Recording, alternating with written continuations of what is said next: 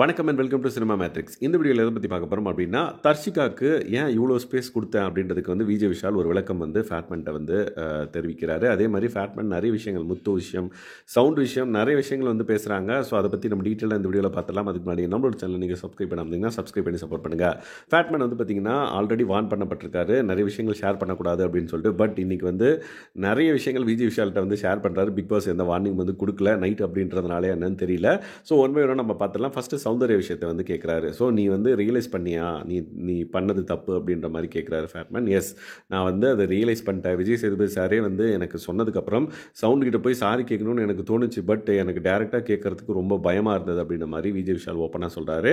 And then இந்த விஷயத்தை வந்து நான் சௌந்தர்யா கிட்ட டேரெக்டாக சொல்லாமல் இன்டெரக்டாக வந்து நிறைய இடத்துல சொல்லியிருக்கேன் அப்படின்ற மாதிரி சொல்கிறாரு. அண்ட் தென் ஃப்ரீ ஸ்டாஸ்லேயே என் ஃப்ரெண்டு வந்து ஒரு ஸ்பேஸை கிரியேட் பண்ணி கொடுத்தா, அப்போ தான் வந்து பார்த்திங்க அப்படின்னா டேரெக்டாக சௌந்தர்யா கிட்ட நான் சாரி கேட்டேன் அப்படின்ற மாதிரி சௌந்தர்ய விஷயத்தை வந்து பேசி முடிக்கிறாங்க. அதுக்கப்புறம் தர்ஷிகா விஷயத்துக்கு வராங்க. ஸோ தர்ஷிகாவுக்கு நீ ஏன் அவ்வளோ ஸ்பேஸ் கொடுத்த அப்படின்ற மாதிரி கேட்குறாங்க. அதுக்கு இவர் சொல்கிறாரு, ஃபார் எக்ஸாம்பிள் வெளியே நான் ஒரு பொண்ணை வந்து லவ் பண்ணேன், அவங்க வந்து ஒரு பொண்ணு என்னை லவ் பண்ணுது வெளியே அப்படின்னா, நான் அதை ஏற்றுக்கல அப்படின்ற பட்சத்தில் நான் அவங்கள வந்து இக்னோர் பண்ணிட்டு போயிட்டே இருக்கலாம். நீ வந்து பேசாத, அந்த நீ என் கூட பழகாத அப்படின்ற மாதிரி நான் போயிட்டே இருக்கலாம். பட் இது பிக் பாஸ் வீடு அப்படின்றனால நான் அவங்க கூட பேசாமல் இருந்தேன் அப்படின்னா அதுக்கான ஸ்பேஸ் இது கிடையாது. ஏன்னா இங்கே வந்து எல்லாரும் ஒருத்தரை பார்த்து தான் ஆகணும், ஒருத்தர் பேசி தான் ஆகணும் அப்படின்ற பட்சத்தில் நான் வந்து பேசாமல் இருக்க முடியாது. அதனால தான் வந்து நான் வந்து ஸ்பேஸ் கொடுத்தேன் அப்படின்ற மாதிரி விஜய் விஷால் சொல்கிறாரு. பட் அதுக்கும் ஃபேட்மேன் வந்து ஒரு கொஸ்டின் வந்து கேட்குறாரு. நீ பண்ணுறது எப்படி இருந்துச்சு அப்படின்னா, நீ இல்லைன்னு சொன்னாலும் நீ பண்ணுற விஷயங்கள்லாம் வந்து ஆமாம் சொல்கிற மாதிரி தான் இருந்தது அப்படின்ற மாதிரி சொல்கிறாரு. லைக் அவங்க வந்து ஒன்றா இருக்கிறதா இருக்கட்டும், மூட்டி விடுக்கிறதா இருக்கட்டும், அந்த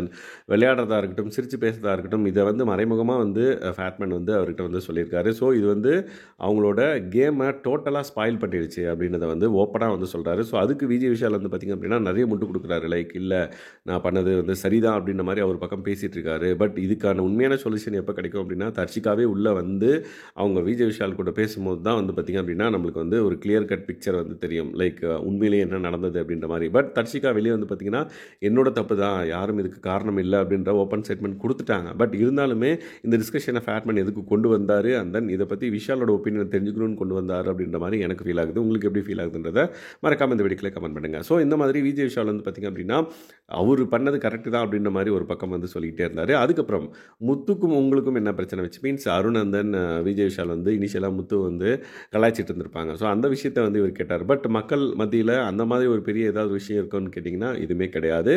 பட் முத்துக்குமரனை வந்து ஃபேட்மேனுக்கு பிடிக்கும் அப்படின்ற ஒரே ரீசனுக்காக அவர் மறுபடியும் வந்து அதை கேட்டுக்கிட்டே இருந்தார். பட் ஏதாவது பிரச்சனை அப்படின்னா சால்வ் பண்ணிக்கோங்க அப்படின்றதையும் வந்து சொல்லியிருந்தார் முத்துக்குமரன்கிட்ட. பட் விஜய் விஷால் வந்து கிளியராக சொல்லிட்டார், இல்லை அந்த மாதிரி எதுவும் பிரச்சனை இல்லை எங்களுக்கு நடுவில் அப்படின்றத வந்து தெளிவாக சொல்லிட்டாரு. ஸோ இந்த மாதிரி நிறைய விஷயங்களை வந்து டிஸ்கஸ் பண்ணியிருக்காங்க. ஸோ இந்த விஷயத்தை வந்து மார்னிங் ஏதாவது பிக் பாஸ் சொல்கிறாரா என்ன அப்படின்றத பொறுத்து வந்து பார்க்கலாம்.